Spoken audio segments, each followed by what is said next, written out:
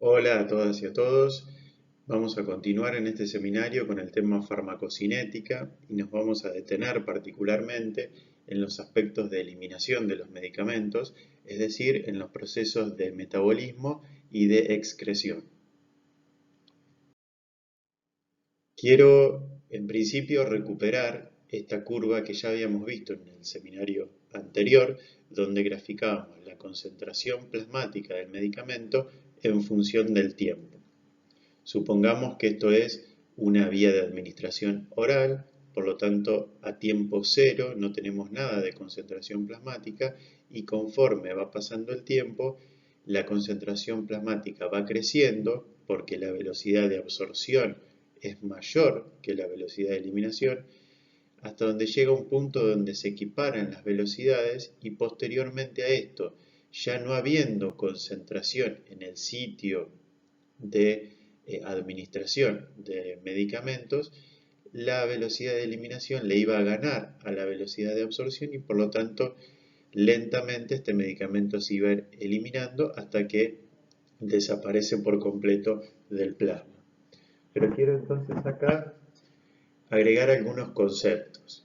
Es decir, el medicamento va a tener acción a cualquier concentración plasmática. Es decir, va a ser lo mismo si yo me administro una dosis de 100 miligramos de un medicamento que una dosis de 500 miligramos o una dosis de 800 miligramos. Bueno, no. Los medicamentos ejercen su acción cuando están en la sangre en una concentración efectiva. Y por lo tanto, para que el medicamento cumpla su efecto, tiene que estar en la sangre dentro de lo que denominamos la ventana o el rango terapéutico, que está compuesto por su límite inferior, que es la concentración mínima efectiva para lograr el efecto,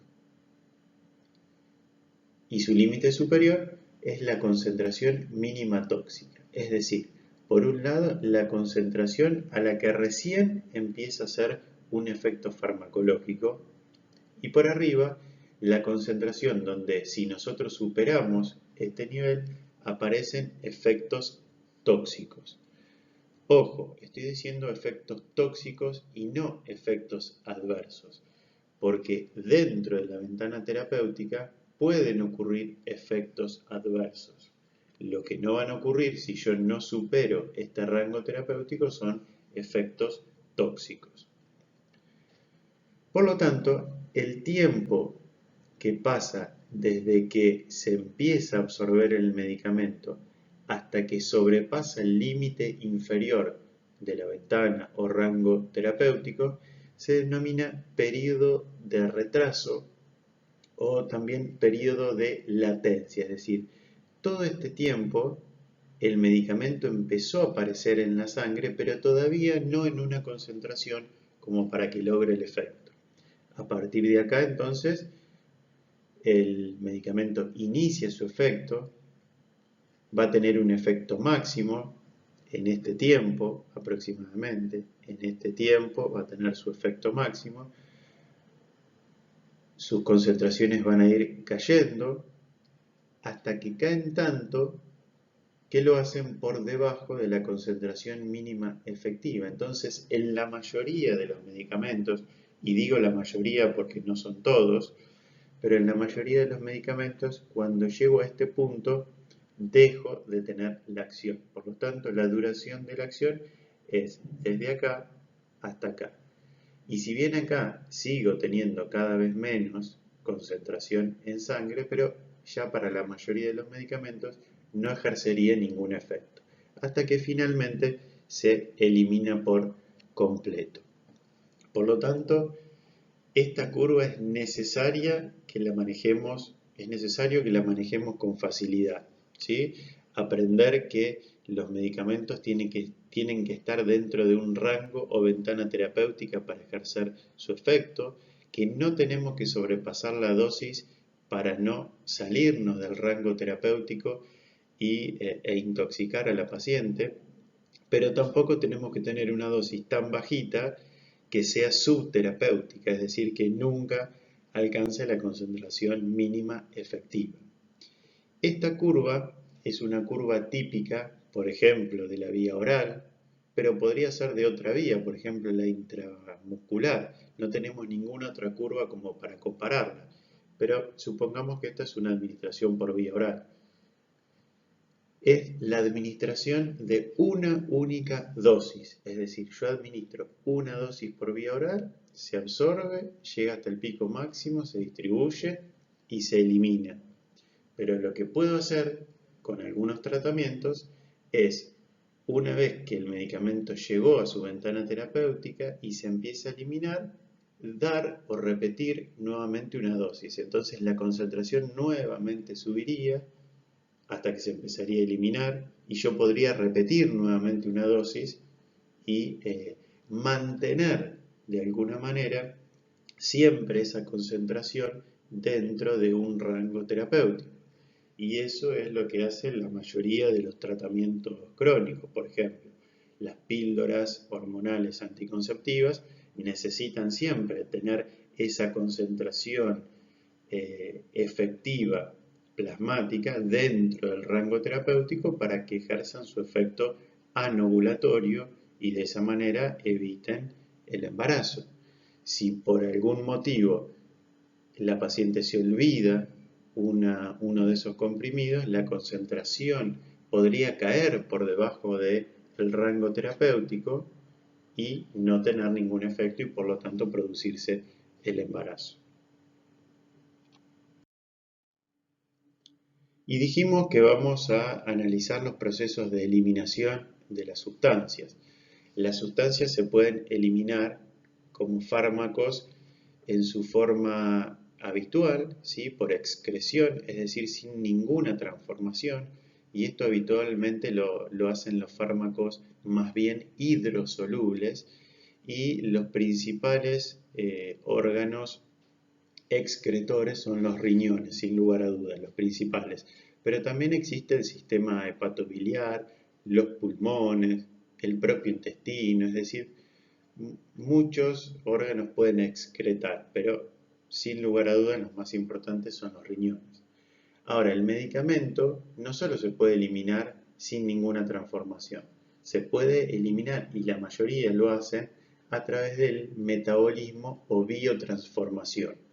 Y acá, sin lugar a dudas, el principal órgano metabolizador es el hígado, aunque también sabemos que el pulmón, los riñones, la sangre, incluso enzimas plasmáticas y el intestino también pueden biotransformar, pero sin lugar a dudas el hígado es el principal. Y estos medicamentos que se van a metabolizar o biotransformar lo pueden hacer fundamentalmente en dos etapas o en dos fases. Una fase 1 que vamos a llamar de funcionalización y una fase 2 que vamos a llamar de conjugación. Algunos medicamentos directamente se biotransforman en fase 2, conjugándose. Otros solamente en fase 1 y otros en fase 1 y posteriormente en fase 2. Tenemos múltiples vías, incluso un mismo medicamento puede tomar múltiples vías de biotransformación. Y el metabolismo tiene como objetivo lograr que este fármaco sea más hidrosoluble para que se pueda excretar con mayor facilidad por los riñones. Es decir, la mayoría de los fármacos que van a ser más bien liposolubles se van a biotransformar o metabolizar para convertirse en sustancias más hidrosolubles.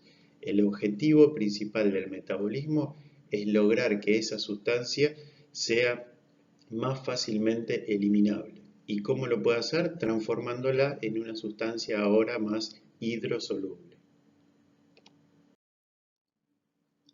Como dijimos, los sitios de metabolización de fármacos son muchos, pero a los que le vamos a dar fundamental importancia van a ser a las enzimas metabolizadoras del hígado, que se llaman enzimas microsomales, que van a desarrollar procesos químicos, reitero, para transformar una sustancia en una sustancia más hidrosoluble, más fácilmente eliminable, más polar. Pero también tenemos enzimas extrahepáticas, como por ejemplo en el intestino, que también generan reacciones químicas de oxidación, reducción, etc. Y tenemos otras enzimas que son enzimas no microsomales, hepáticas, que si bien tienen menor importancia que las enzimas microsomales, también son necesarias para el metabolismo de los medicamentos. ¿Y qué consecuencias puede tener el metabolismo con un fármaco?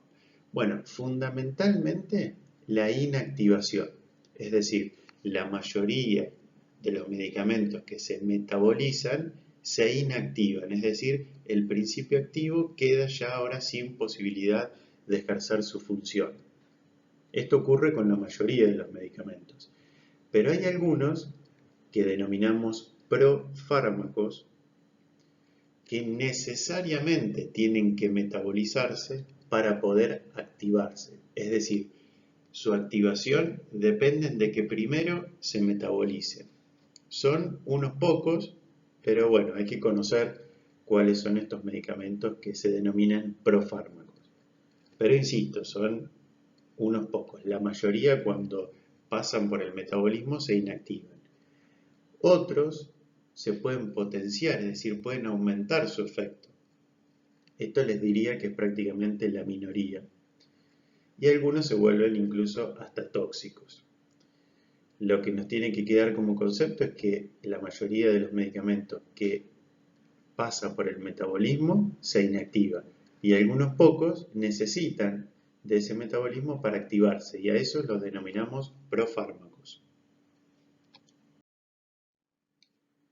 Dijimos que el hígado entonces era el principal órgano metabolizador y por lo tanto la mayoría de los fármacos que van a requerir metabolismo son más bien los fármacos liposolubles, es decir, los fármacos liposolubles que tienen una ventaja superior a los hidrosolubles para atravesar las membranas, rápidamente van a atravesar las membranas de los hepatocitos, se van a encontrar con estas enzimas microsomales y de ese metabolismo van a surgir metabolitos. Los metabolitos son el producto del metabolismo. Y esos metabolitos en general van a ser muy hidrosolubles, lo que les va a permitir después al riñón poder excretarlos. Y estas fase 1 y fase 2 del metabolismo van a consistir en diferentes reacciones. Las de fase 1 van a ser reacciones de oxidación, reducción, hidrólisis y descarboxilación.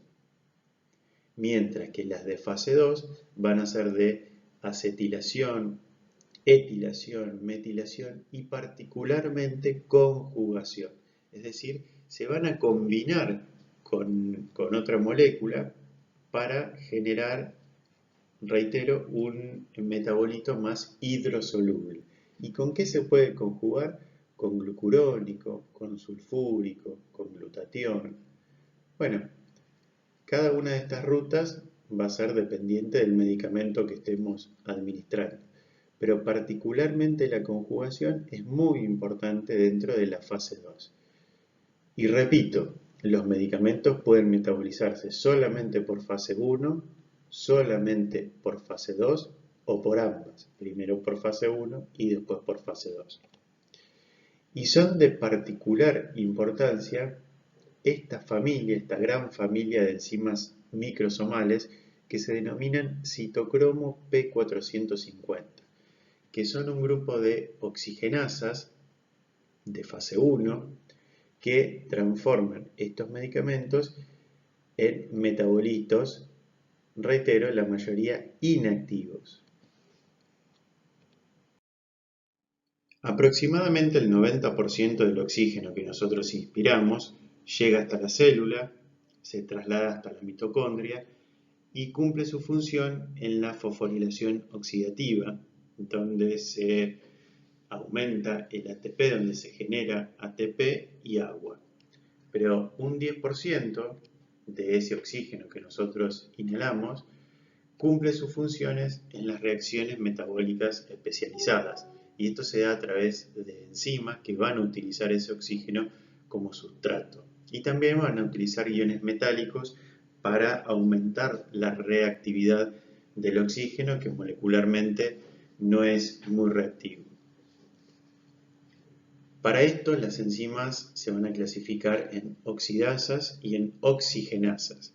Las enzimas oxidasas van a oxidar al sustrato, pero sin incorporarle oxígeno al producto. Es decir, solamente va a perder hidrógeno y de esa manera se va a oxidar.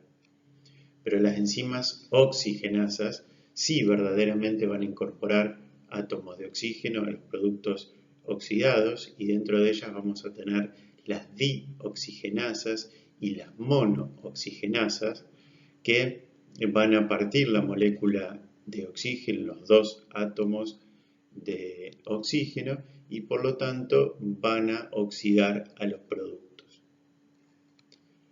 Estas monooxigenasas también se llaman oxidasas de función mixta y dentro de ellas, repito, las más importantes son las que forman parte de la gran familia de la citocromo P450 y que merecen el estudio y el análisis de este grupo de enzimas.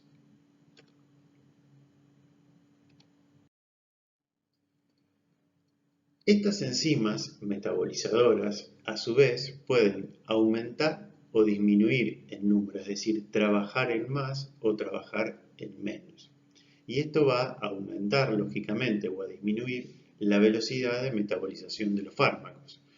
Por ejemplo, algunos medicamentos que son anticonvulsivantes, es decir, se utilizan para evitar las convulsiones, o algunos antibióticos, es decir, medicamentos para matar bacterias, aumentan estas enzimas que metabolizan, por ejemplo, los anticonceptivos orales. Y por lo tanto vamos a decir que tienen un efecto inductor enzimático. Es decir, nosotros, por ejemplo, consumimos anticonceptivos orales diariamente y por alguna situación ahora tenemos que consumir, a su vez, un anticonvulsivante o un antibiótico. Bueno, hay que tener en cuenta eso porque algunos de estos medicamentos pueden ser inductores enzimáticos. ¿Qué quiere decir inductores? Potenciadores que aumentan la velocidad de metabolismo, que aumentan el número de esas enzimas metabolizadoras. Eso se puede hacer con medicamentos o con otras sustancias. Y a esto se lo denomina una interacción farmacológica. ¿Qué es una interacción farmacológica? Es decir, un nuevo concepto que ponemos. Bueno, es cuando un fármaco afecta el efecto del otro, ya sea para aumentarlo o para disminuirlo. Es decir, consumimos un medicamento y si ahora tenemos que agregar un medicamento más, tenemos que tener en cuenta si tiene o no interacciones, ya que ese medicamento puede afectar al otro medicamento que veníamos tomando. Y eso es lo que puede pasar cuando se induce las enzimas hepáticas, es decir, cuando se potencian las enzimas hepáticas. Va a haber fármacos inductores enzimáticos y fármacos inhibidores enzimáticos. Los fármacos inductores van a potenciar el metabolismo. El metabolismo ahora va a estar acelerado, va a tener más fuerza, más potencia.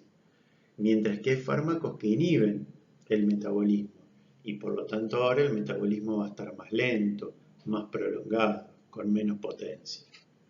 Dentro de los fármacos inductores encontramos, por ejemplo, entre varios, a los anticonvulsivantes, como por ejemplo la carbamazepina, la fenitoína, pero existen otros medicamentos inductores que yo los y las invito a que puedan investigar.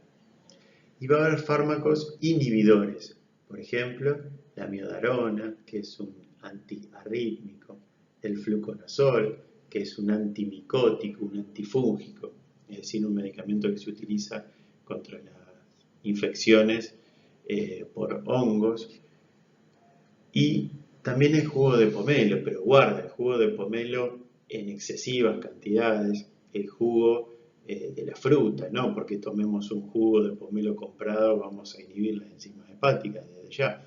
Pero hay sociedades que incluso toman excesivas cantidades de jugo de pomelo y bueno, en esas poblaciones va a haber cierta inhibición de los procesos enzimáticos del metabolismo.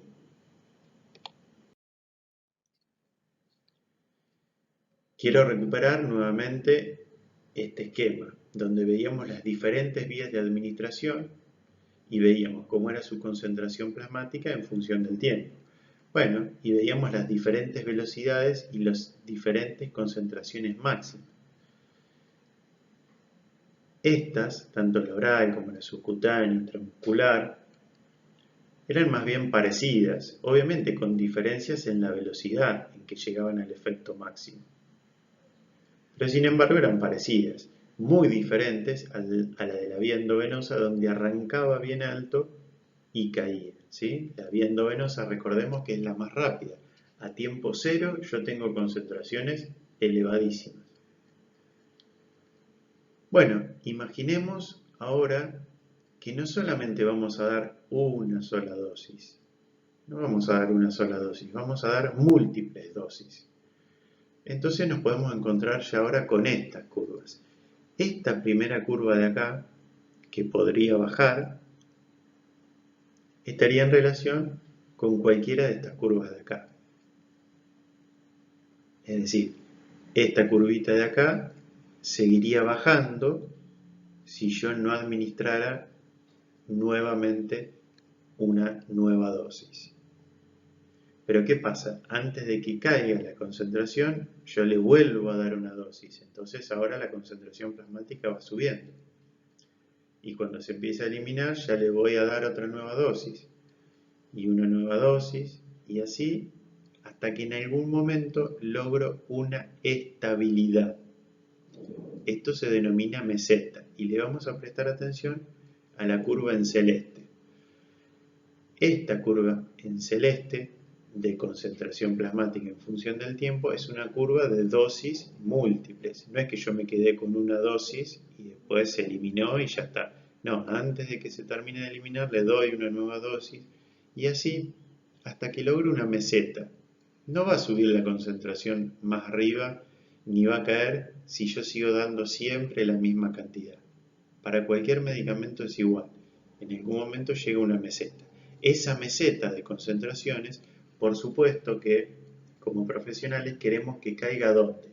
Y dentro del rango terapéutico, es decir, el rango de concentración plasmática donde el fármaco genera sus efectos y no genera toxicidad. Guarda, no genera toxicidad, pero puede generar efectos adversos. Los efectos adversos van a estar en más o en menos indefectiblemente, porque son los efectos que aparecen cuando yo doy un medicamento a una dosis terapéutica. Si sobrepaso, estaría dando otro tipo de efectos que son los efectos tóxicos. Por lo tanto, mi objetivo es caer en este rango terapéutico, en este rango de concentración donde yo sé que no hay efectos tóxicos y que tengo el efecto terapéutico. Ahora, ¿qué ocurre si por alguna razón yo aumentara las enzimas metabolizadoras?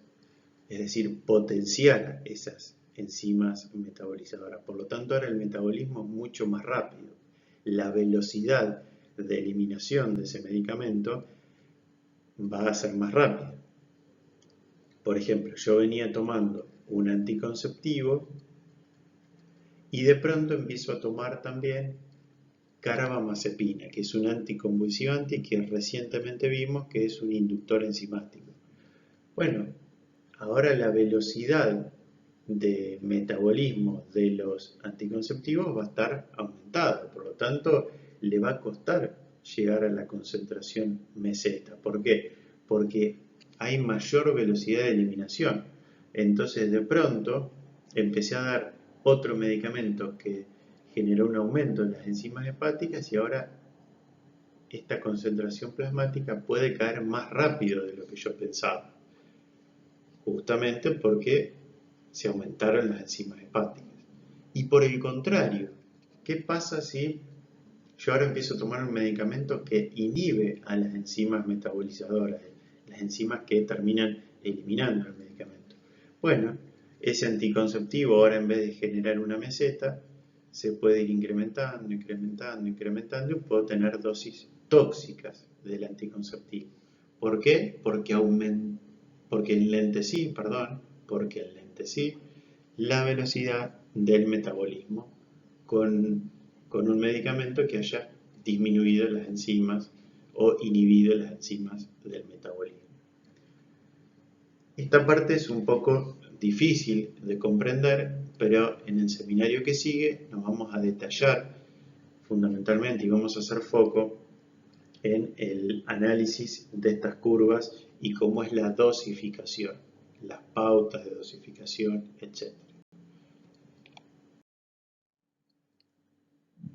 Bueno, pero dijimos que la eliminación también se puede dar por vía renal sin que el medicamento sufra ningún cambio, sufra ningún metabolismo.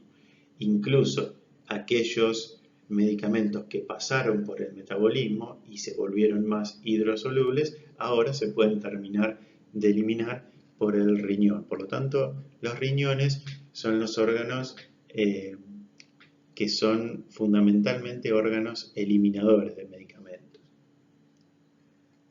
Y la eliminación, lógicamente, es el proceso por el cual los fármacos ya son eliminados o excretados del cuerpo, dijimos como fármaco sin ninguna transformación o como metabolito.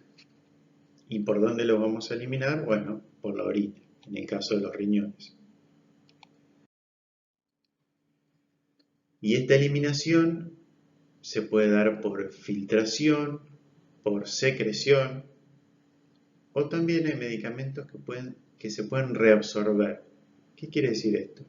Que no se han vuelto tan hidrosolubles y cuando están en la luz del túbulo, si todavía conservan una característica de liposolubilidad, van a seguir atravesando las membranas y se van a reabsorber nuevamente a la circulación general.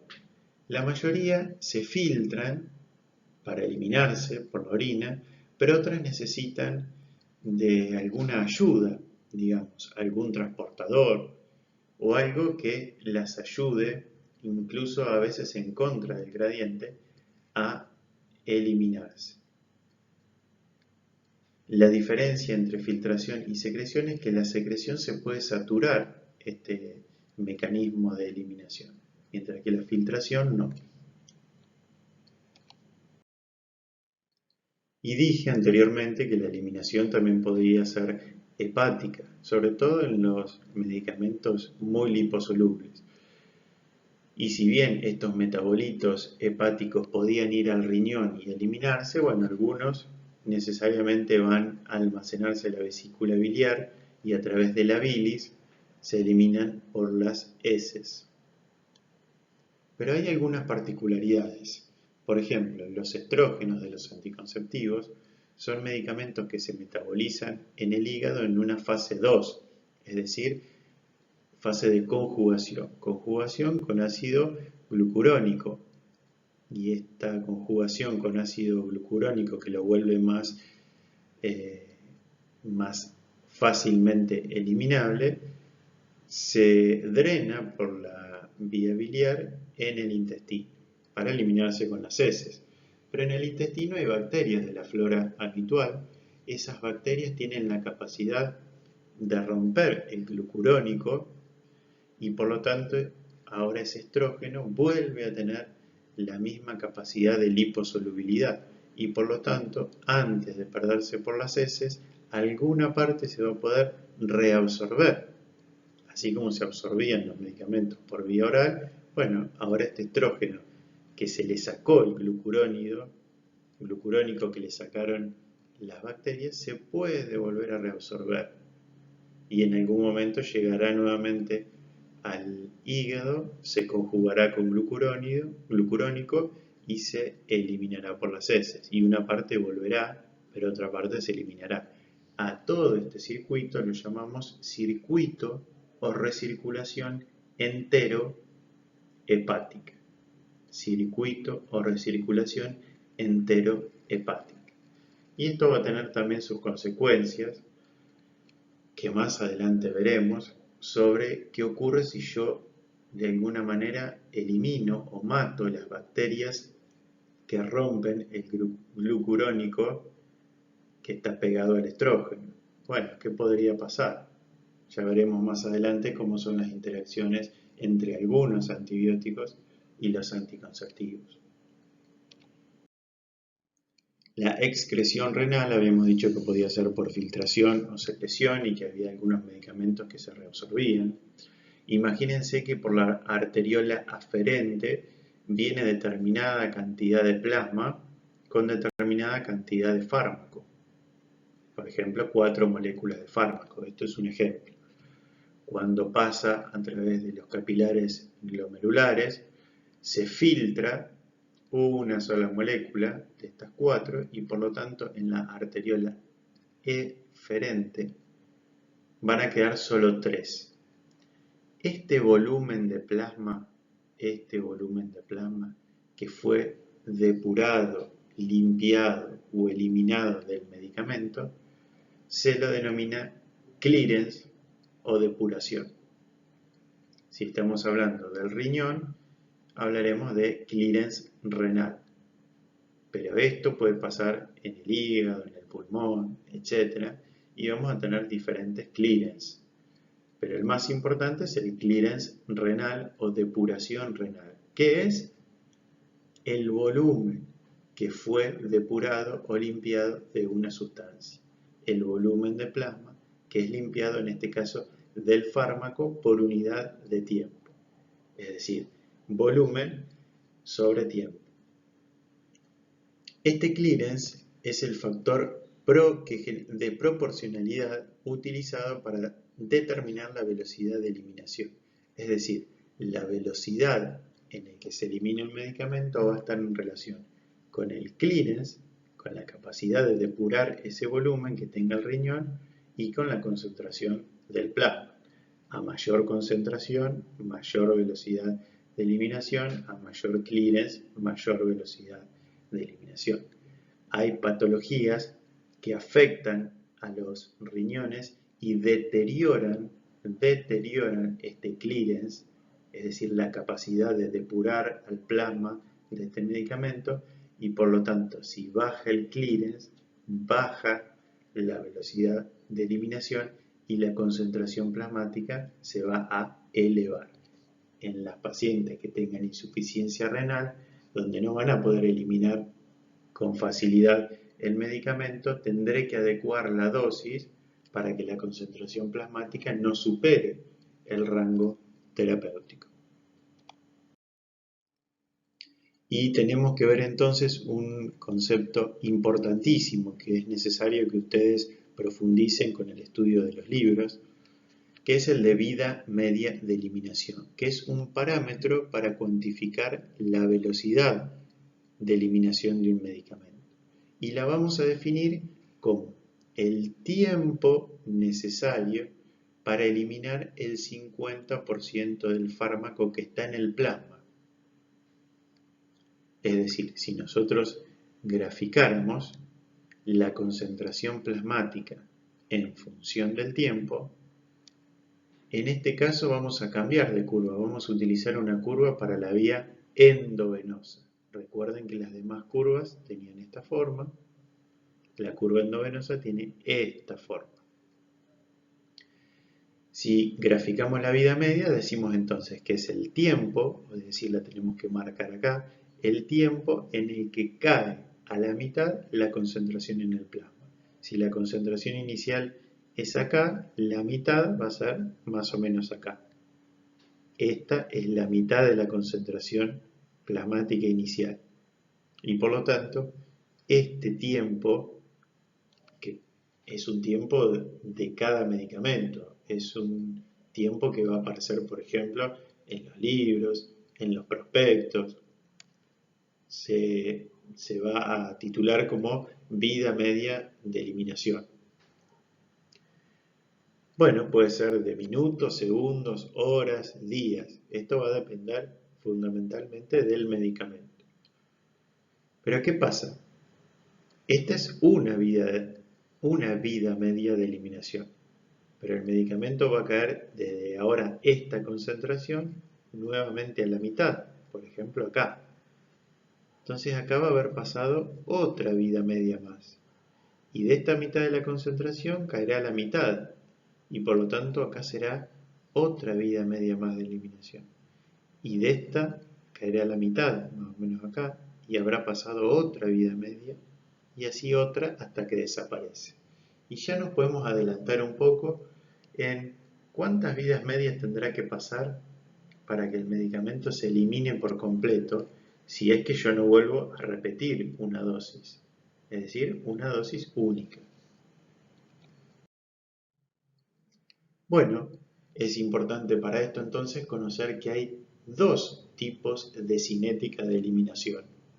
Dos tipos, la de orden 0 y la de primer orden u orden 1. La gran mayoría de los medicamentos tiene una cinética de eliminación de primer orden, la gran mayoría.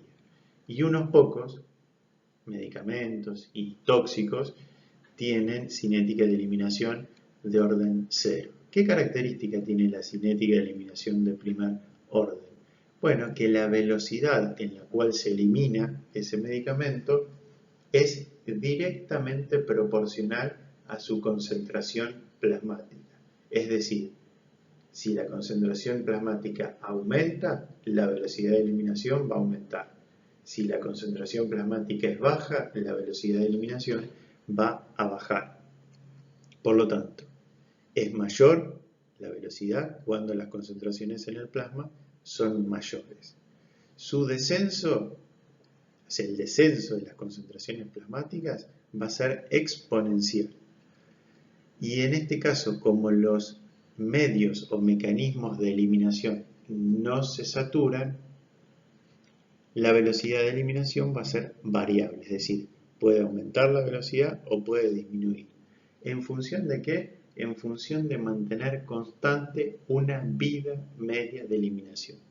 En la cinética de primer orden, la vida media de eliminación es constante y la velocidad de eliminación es variable.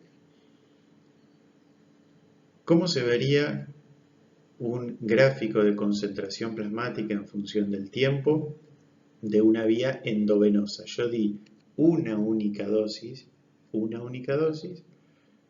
el fármaco se distribuyó rápidamente, cayó su concentración y ya se empezó a eliminar, entonces va a seguir descendiendo la concentración.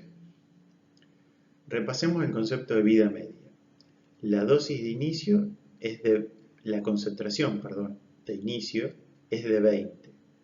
No sabemos, no hay unidad acá. Pueden ser 20 miligramos por decilitro, 20 picogramos por litro, 20 lo que sea. Es una unidad de concentración. ¿Sí? Acá ponemos un ejemplo que es 20. Entonces la concentración inicial es 20. Cuando caiga a la mitad, que es 10, cuando de 20 caiga a 10, va a haber pasado este tiempo, desde que cayó hasta la mitad. El tiempo en que un medicamento cae a la mitad de su concentración inicial en plasma se denomina vida media. Por lo tanto, podemos decir que 20, en este caso imaginemos 20 minutos, que en 20 minutos la concentración de 20 cayó a 10. Esta es una vida media. ¿Cuál es la vida media de este medicamento? 20 minutos.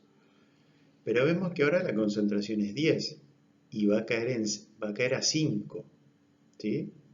0, 5, 10. De 10 va a caer a 5. Y fíjense cuánto tiempo pasó de acá a acá. 20 minutos. Otra vida media. Y de 10 va a caer a 5. El tiempo que pasó es otros 20 minutos. Y de 5 va a caer a 2,5. El tiempo que pasó es nuevamente 20 minutos, una vida media. Y de 2,5 caerá a la mitad, en 100.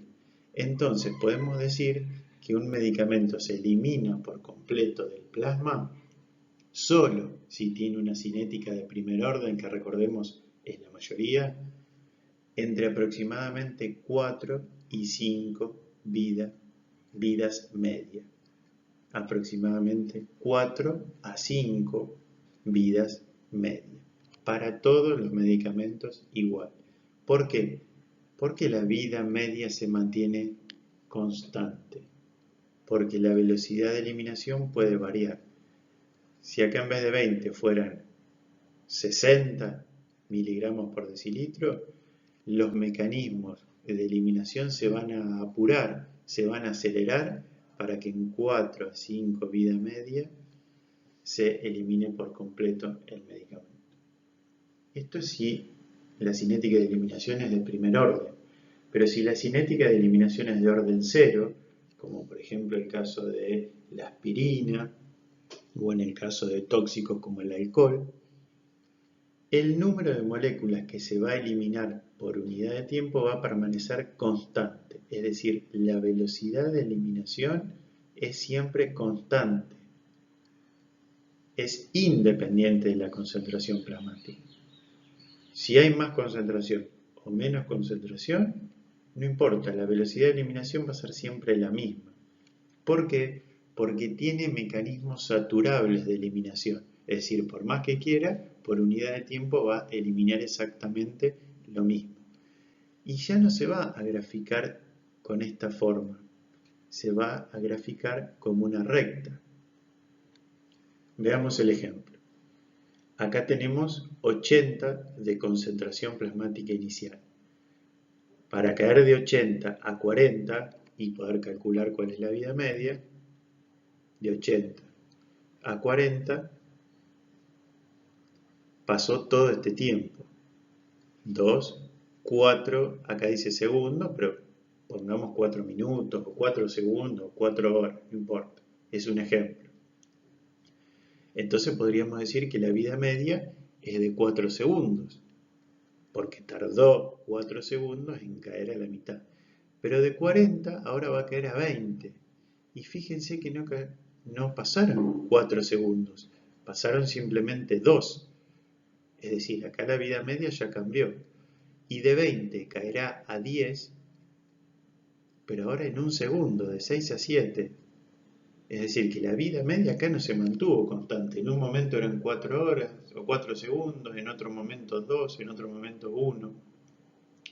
Por lo tanto, acá no se puede calcular la vida media. Y esto nos lleva a que, de alguna manera, porque los mecanismos se saturaron, la velocidad de eliminación va a ser siempre igual. Y guarda que si yo en este caso sigo aumentando la dosis,